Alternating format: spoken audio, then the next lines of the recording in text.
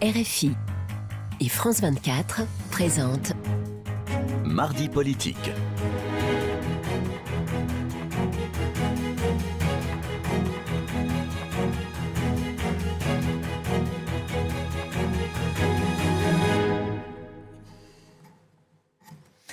C'est l'heure de Mardi politique sur France 24 et RFI. Bonsoir Frédéric Rivière. Bonsoir Rosine, bonsoir à tous. Et ensemble, nous recevons deux invités à cause des temps de parole. Donc, vous êtes la première, Florence Portelli, bonsoir. Bonsoir. Vous êtes vice-présidente des Républicains, les Républicains qui sont dans la tourmente, parce que Éric Ciotti a annoncé aujourd'hui qu'il faisait une alliance avec le Rassemblement national.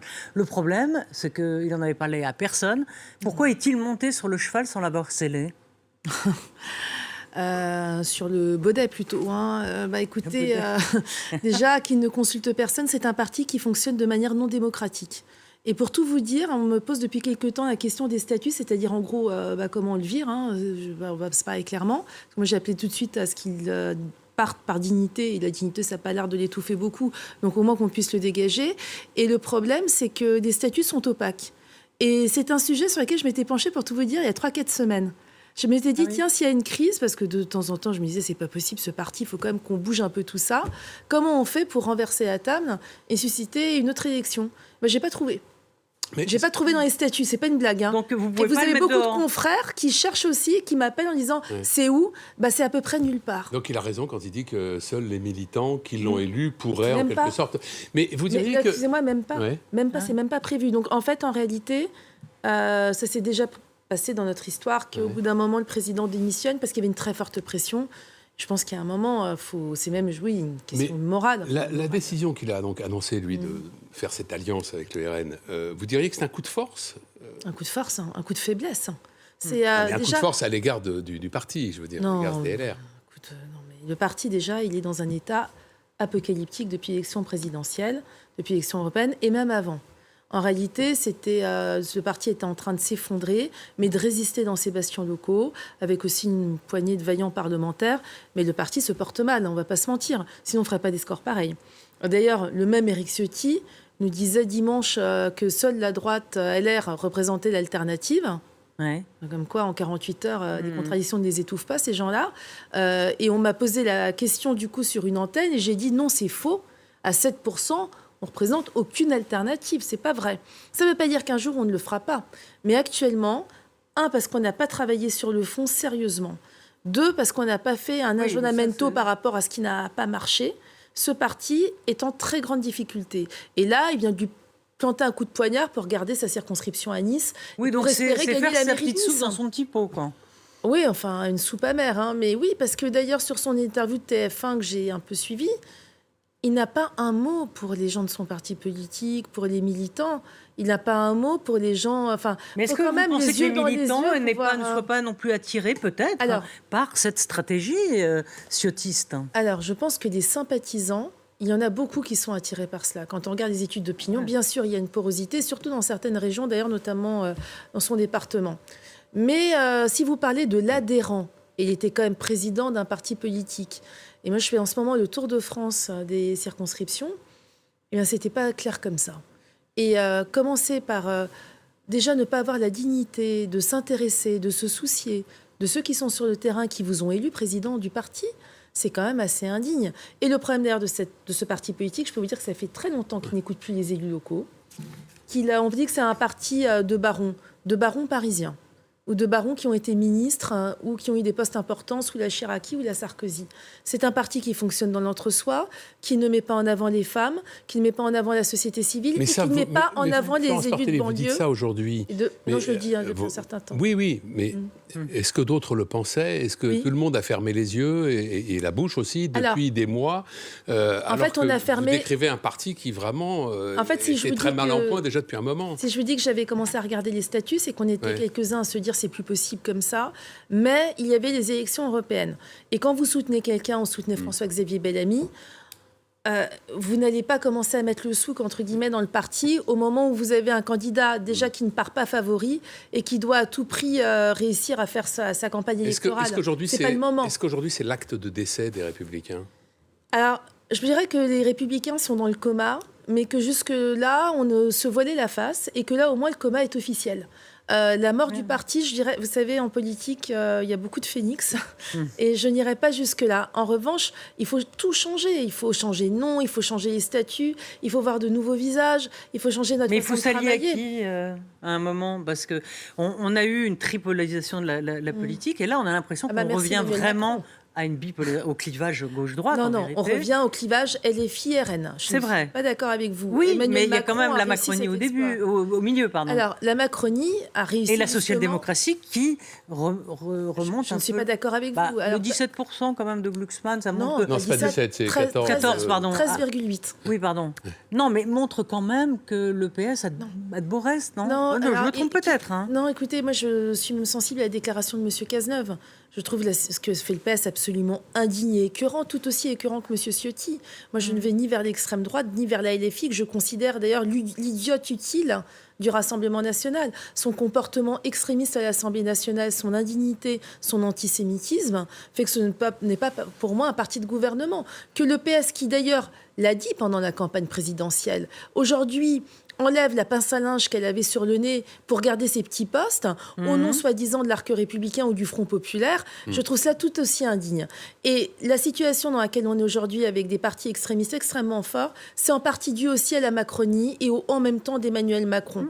Donc c'est un échec global de toute la classe politique, dite de gouvernement. Et ça appelle à beaucoup d'humilité et surtout à un travail qui va porter sur le temps long. Est-ce que, Florence Martelly, est-ce que vous savez déjà ce que vous feriez si vous vous trouviez dans le cas d'avoir à voter au deuxième tour entre un candidat LFI et un candidat du Rassemblement national? C'est-à-dire si je me retrouvais LFI-RN sur la circonscription, oui. Je vote blanc. Le vote blanc n'est pas pris en compte? Non, mais j'ai le droit. Oui, ça, je vous le conteste pas, mais le blanc n'est pas pris en compte. Entre la peste et le choléra, je vote blanc. Est-ce que chez vous, il y a quelques personnalités qui sont tentées de suivre Ciotti ou il est seul en race campagne? Alors, dans le parti, il n'est pas seul, mais il est quand même minoritaire, contrairement à ce qui s'est dit. Je parle dans tous les cas des cadres, des présidents de fédération. Sur mon département, alors là, il est carrément tout seul. Oui. Mais au parti, on va dire que personne... vous en trouverez, il y aura deux, il y en aura quelques-uns. Mais quand il dit un raz-de-marée, alors déjà un raz-de-marée, quand on parle de pas grand-chose... Et vous le considérez quoi, un traître, un ganelon de Roncevaux? C'est quoi pour vous? Non, quelqu'un déjà qui fait preuve de ce que je fustige à droite depuis très longtemps, c'est-à-dire qui méprise les autres. On ne fait pas ça tout seul dans son coin quand on est président de parti. On ne s'intéresse pas uniquement à sa ville et à sa petite carrière quand on pense à l'intérêt de la France. Et on pense aussi à ce qu'on va transmettre à ses enfants. Mais avec Ciotti, je l'ai entendu me dire plusieurs fois que le programme du RN était une aberration économique. Et il a fait sa campagne dans la primaire de la présidentielle de la droite sur l'économie en grande partie et pas que sur l'immigration. Il n'est pas le premier en politique à dire le contraire de ce qu'il avait dit. Je suis entièrement d'accord, mais moi je passe mon temps à le dénoncer, je ne l'ai jamais fait. Bon, il reste 20 secondes, donc c'est un... on vous remercie, en fait. Je suis désolée, c'est peut faire de 20 secondes. Alors, à moins que vous puissiez nous dire quelque chose en 10 secondes, mais... Non, voilà. Faut dire que tout ça, c'est débauchage qui existe depuis 2017. Le fait que les gens ne soient plus sincères, eh bien, c'est ce qui pousse les gens vers les bras des extrémistes. Merci, Florence. Merci, parce que les temps de parole nous contraignent à avoir l'exact temps de parole. Donc nous, on vous laisse vous céder la place à David Cormand, donc, qui est député européen Les Écologistes, qui est en train de s'installer. Bonjour à vous. Bonjour. Bienvenue sur ce plateau. Donc dissolution. La NUPES était moribonde. Aujourd'hui, par magie, elle est en train de renaître sous le nom de Front Populaire, Nouveau Front Populaire. Nouveau Front, mais il est construit de quoi, idéologiquement, ce Front Populaire? Bon, d'abord, je n'adhère pas au fait de dire que c'est une renaissance de la NUPES. Ce que nous sommes en train de construire avec le Front Populaire n'est pas une renaissance de la NUPES, pour des raisons que je vais vous donner qui me paraissent évidentes. Non, mais alors pourquoi? La première raison, d'abord, c'est que nous ne sommes plus dans la situation politique de 2022. Vous voulez dire sans Jean-Luc Mélenchon, c'est ça? Non, mais ça, c'est vos... Pardon, mais c'est tout ce qui intéresse beaucoup les médias sur avec un tel, sans un tel... Non, mais attendez, le sujet de Jean-Luc Mélenchon à l'AFI, c'est un sujet. Il a le droit de vous intéresser. Moi, je vais répondre aux questions que vous me posez. C'est pas la NUPES, c'est une proposition politique qui s'appelle le Front Populaire, qui a des références historiques. Quelles étaient ces références historiques? C'est que face à la menace fasciste d'extrême droite qui menaçait l'ensemble de l'Europe, avec les conséquences que l'on sait, en France, l'ensemble des forces progressistes s'étaient coalisées autour d'un projet de progrès, d'émancipation sociale pour sauver la France du fascisme. Il y a eu quelques années où le Front populaire a pu résister à cette tension. C'est ça que nous construisons.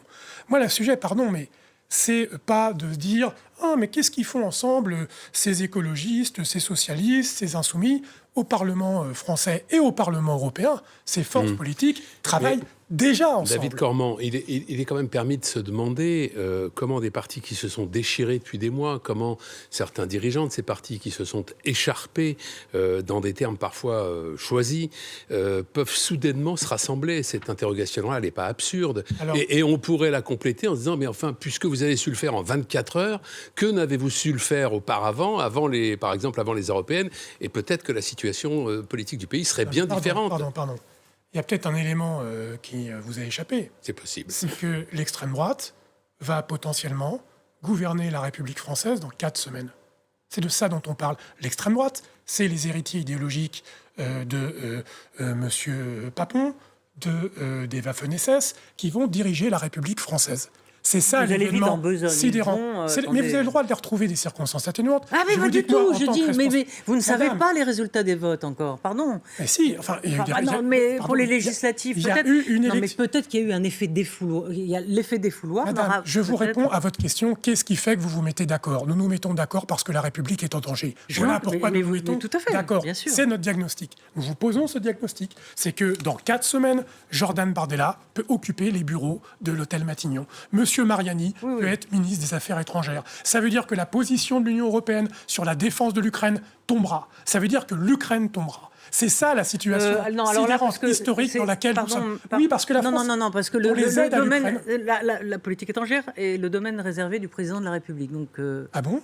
Mais madame, c'est le président de la République qui vote les budgets ? Vous croyez qu'une majorité d'extrême droite à l'Assemblée nationale votera un budget ? Vous croyez que c'est le président de la République qui nomme le commissaire européen à la Commission européenne ? Vous croyez que c'est le président de la République qui parlera à la réunion des ministres de la Défense par rapport à la situation ukrainienne ? Absolument. Alors, David Cormand, majorité d'extrême droite. Non, mais la question, elle est sérieuse. Mais nos questions sont sérieuses aussi, en tout cas, je l'espère. C'est pour ça que j'y réponds vite.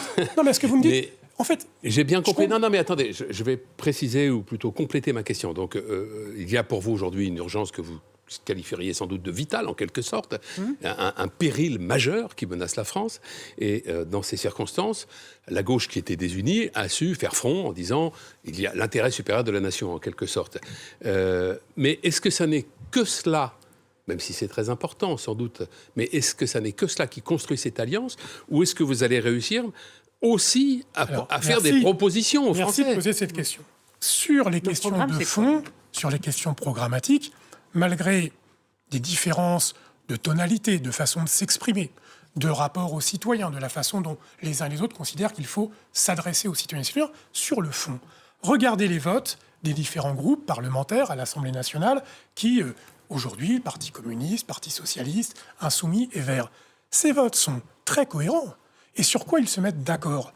Sur la défense de l'augmentation du SMIC, sur la défense des services publics, sur le fait de défendre l'école, sur le fait d'avoir des budgets importants de protection sociale, sur le fait d'avoir des aides pour les gens pour se loger, sur la transition écologique. Bref, sur toutes les questions qui ont à voir avec la vie quotidienne des Françaises et des Français, vous avez un projet par des votes, pas par la parole, par des votes d'ores et déjà à l'Assemblée nationale qui sont cohérents. C'est là-dessus que nous construisons la proposition politique, qui va être une proposition sur plusieurs points, sur les 100 premiers jours, les 300 premiers jours, quand nous gouvernerons ensemble, je l'espère, début juillet, pour redonner du souffle à la fois sur les questions sociales, écologiques et démocratiques à notre pays. Ce n'est pas seulement une alliance de bric et de broc, elle est précipitée par la convocation de l'histoire, car dans ces affaires-là, c'est l'histoire qui commande. Mais elle est habitée par une vision commune sur un certain nombre de sujets fondamentaux. Justement, Emmanuel Macron l'a dit lui-même, il vaut mieux écrire l'histoire que la subir.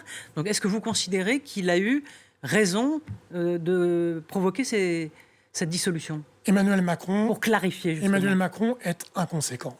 C'est un président inconséquent. Et la façon complètement légère avec laquelle il a dissous l'Assemblée nationale dimanche soir est inconséquent. Il faut voir la situation politique dans laquelle est notre continent, la situation géopolitique.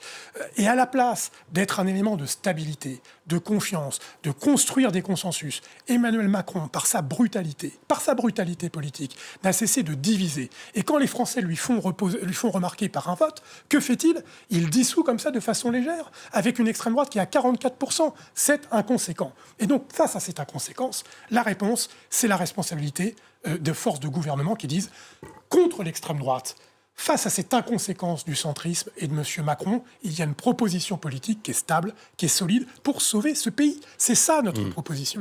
David Cormand, on ne va pas s'attarder sur le cas de Jean-Luc Mélenchon, mais juste le mentionner pour rappeler qu'en 2022, au moment de l'accord de la NUPES, l'un des grands slogans de la campagne, c'était « Élisez-moi Premier ministre ». Donc l'objectif était clair, c'était que Jean-Luc Mélenchon soit à Matignon. Là, dans le cadre de ce front populaire, ou ce nouveau front populaire, il n'y a pas de leader. Vous n'êtes pas en mesure de dire aujourd'hui qui deviendrait Premier ministre si vous remportiez cette élection. Et c'est la logique parlementaire. C'est la logique parlementaire, Monsieur Rivière. Regardez ce qui se passe dans tous les pays.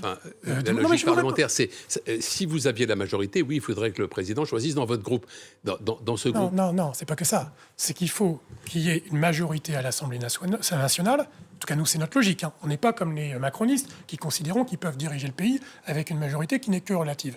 Il faudra, le 7 juillet, qu'il y ait une majorité à l'Assemblée nationale alternative à Jordan Bardella, Premier ministre. Et cette coalition, elle trouvera en son sein la personne qui pourra recueillir ce type de voix. Peut-être que l'ensemble des députés issus sous la bannière Front Populaire suffiront. Dans ce cas-là, ça sera le groupe des différentes composantes du Front Populaire. Les gens n'ont pas encore voté. Je ne sais pas quel sera le groupe le plus important. Ce manque d'incarnation dans la campagne, c'est pas un déficit par rapport au RN qui, à Bardella. À son ticket. Non, mais c'est différent. Bardella, d'abord, c'est un parti fasciste, donc ils ont moins de sujets démocratiques sur savoir qui est leur leader. C'est Madame Le Pen qui le décrète. Donc ça, c'est le premier élément. Et deuxième élément, nous sommes un parti démocratique qui espérons construire des partenariats. Ce qui ne sera pas le cas du Rassemblement national, qui sera seul, qui, s'il gagne dans 4 semaines, auront les pleins pouvoirs seuls. Nous, ce n'est pas notre cas de figure. Par rapport à 2022, qu'est-ce qui a changé Il y a une élection présidentielle en 2022. Ouais. Jean-Luc Mélenchon a fait 22%. C'est une autre situation. Ce sera à nouveau la gauche plurielle de Jospin, si vous C'était si grave. C'était si grave par rapport à M. Bardella, l'extrême droite au pouvoir. C'était si grave. La couverture maladie universelle, on a presque terminé. Les 35 heures, c'était pas si mal, non ? Merci. Vous voyez, on est dans la même configuration que tout à l'heure. Il nous reste 20 secondes. Alors, c'est pareil si vous avez 10 secondes, mais il y a un rendez-vous avec l'histoire et avec la France les 30 juin et 7 juillet prochains. Vérifiez que vous êtes inscrit sur les listes électorales. Mobilisez-vous, c'est un rendez-vous majeur. Merci, David Cormand. Merci. Merci beaucoup. Merci.